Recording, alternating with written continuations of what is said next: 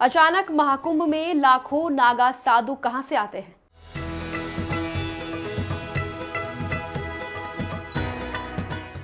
फिर आकर कहां गायब हो जाते हैं?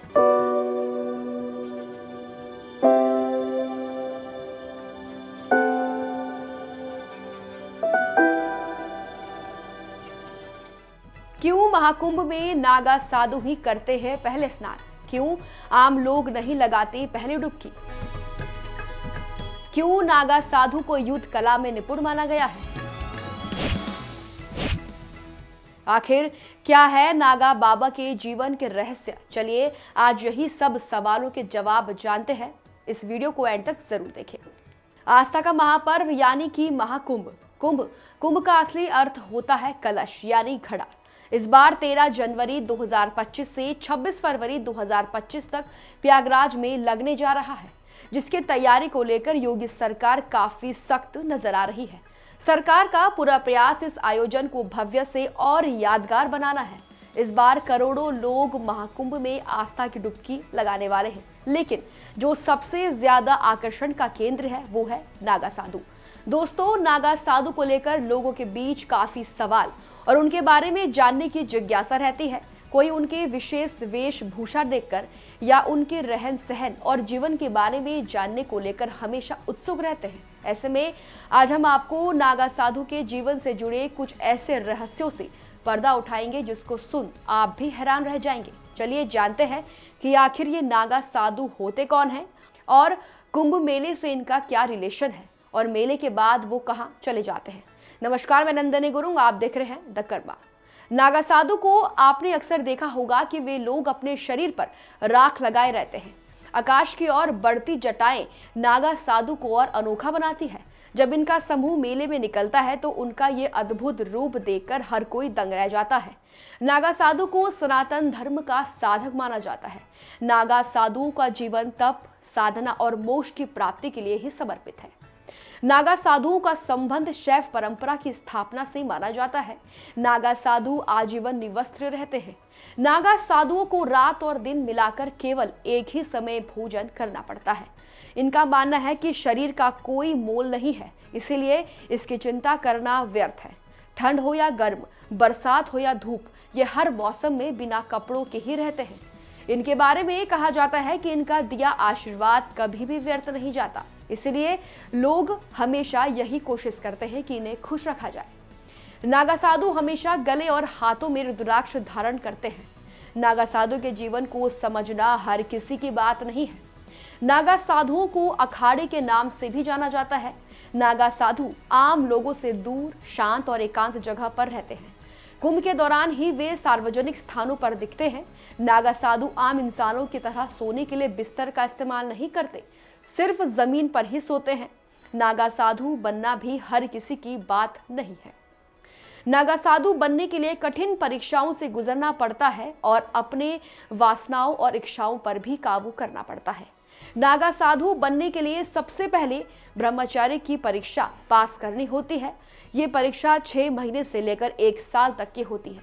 इसके बाद पंचदेवों यानी शिव, विष्णु, शक्ति, सूर्य और गणेश से दीक्षा लेनी होती है।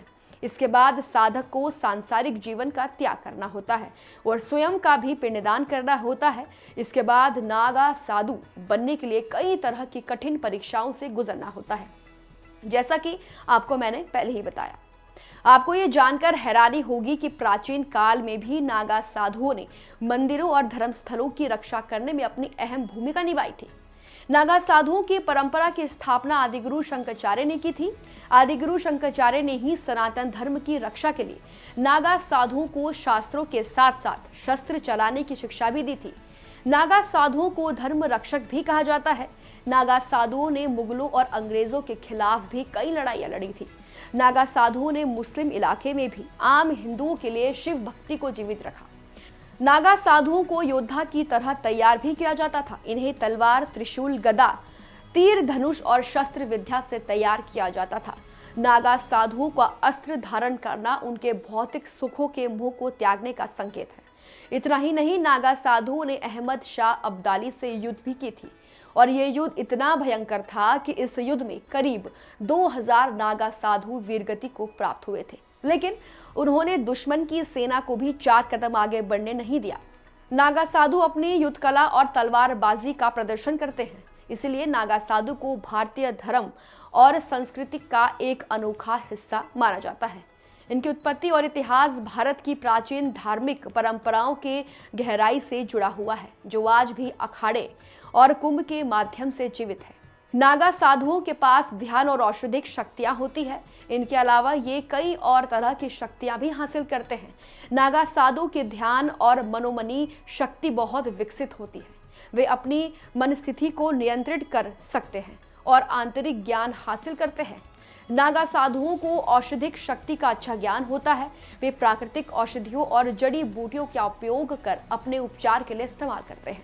नागा साधु को प्राकृतिक तत्वों के साथ संबंध बनाने की शक्ति होती है। वे प्रकृति के साथ संवाद भी कर सकते हैं और प्राकृतिक तत्वों के प्रभाव से अपनी शक्ति और ऊर्जा को बढ़ा सकते हैं।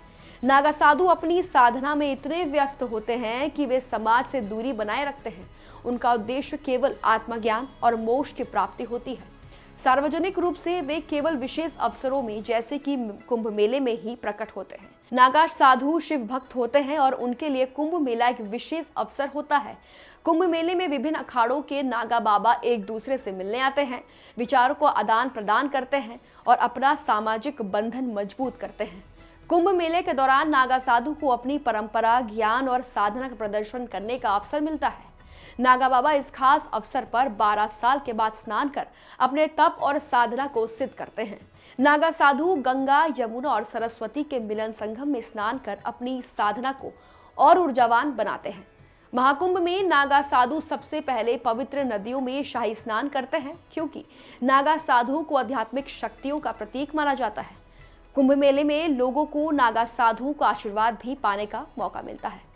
अब ये सब जानने के बाद आपके मन में एक सवाल जरूर आ रहा होगा कि आखिरकार कुंभ की शुरुआत हुई कैसे।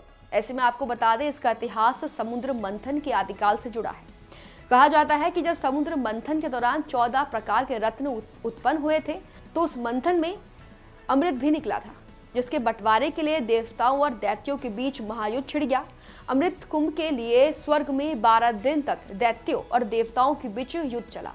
युद्ध के दौरान कुंभ से 4 स्थानों पर अमृत की कुछ बूंदें गिर गए। जिन स्थानों पर अमृत की बूंदें गिरी, वो स्थान आज हरिद्वार, प्रयागराज, उज्जैन और नासिक के नाम से जाना जाता है और सिर्फ यही जगहों पर कुंभ का आयोजन होता है।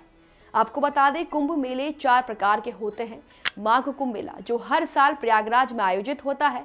अर्ध कुंभ मेला, ये हर 6 साल में हरिद्वार और प्रयागराज में आयोजित होता है। पूर्ण कुंभ मेला, ये हर 12 साल में चारों स्थानों में ग्रहों की चाल के आधार पर आयोजित होता है। और महाकुंभ मेला हर 12 पूर्ण कुंभ मेले यानी 144 साल बाद प्रयागराज में आयोजित किया जाता है। कुंभ के बाद नागा बाबा अपने अखाड़ों, हिमालय की गुफाओं, जंगलों या फिर देश भर में पैदल घूमते रहते हैं। इन स्थानों पर वे ध्यान, योग और तपस्या करते हुए अपनी साधना जारी रखते हैं। कहा जाता है कि कोई नागा साधुओं को खुले वातावरण में रहना पसंद होता है, इसीलिए वे कुंभ के बाद तीर्थ स्थलों की यात्रा पर निकल जाते हैं। तो देखा आपने किस तरह नागा साधुओं का जीवन है और क्या है इनकी असली दुनिया। आज की वीडियो में बस इतना ही। ऐसे ही वीडियोस को देखने के लिए द कर्मा को सब्सक्राइब करें। धन्यवाद।